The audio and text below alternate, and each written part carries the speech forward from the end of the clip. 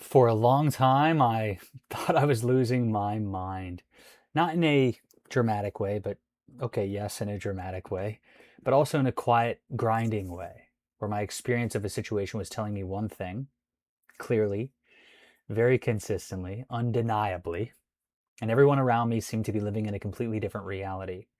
I wasn't wrong about what I was observing. That's the part that made it so disorienting. I just didn't understand yet that observation isn't truth, it's a position. Einstein's equivalence principle, at its core, says this: you cannot distinguish between gravity and acceleration from inside a closed system. Here's the classic example. You're in a box with no windows. You feel weight pressing you into the floor. Are you standing on Earth, being pulled down by gravity? Or are you in a rocket ship accelerating through space at exactly the same rate? From inside the box, you cannot tell. The experience is identical. Your observation is completely accurate and completely insufficient to tell you it's actually happening.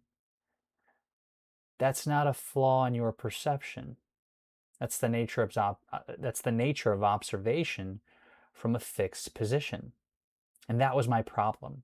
I thought it was a flaw in my perception because where you are determines what you see, and what you see feels like the whole picture, even when it isn't. I grew up trusting my observations. If I felt something, it was real. If I perceived something, it was happening. It felt like integrity, like I wasn't lying to myself or explaining things away. But what I didn't understand was that perception is always positional. You're always in the box, and the box is a history, a context, a reference frame you didn't choose and can't fully see from inside it. So when I was in situations, relationships, work dynamics, moments where my read of what was happening was completely at odds with how others saw it, I didn't know how to hold that. If my observation was real and their observation was real and they contradicted each other, someone was lying or someone was crazy. And since I couldn't believe I was lying, the quiet fear was that I was the crazy one. Einstein gave me a way out of that trap. You're not crazy, you're not lying, you're in a box. Your observation is accurate from your position. So is theirs.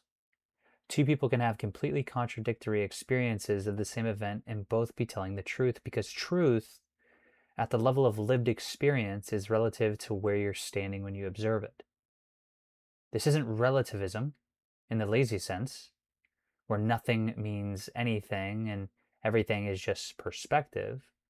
Einstein's point wasn't that reality doesn't exist, it's that you cannot access reality directly from a single fixed frame. You have to account for the frame.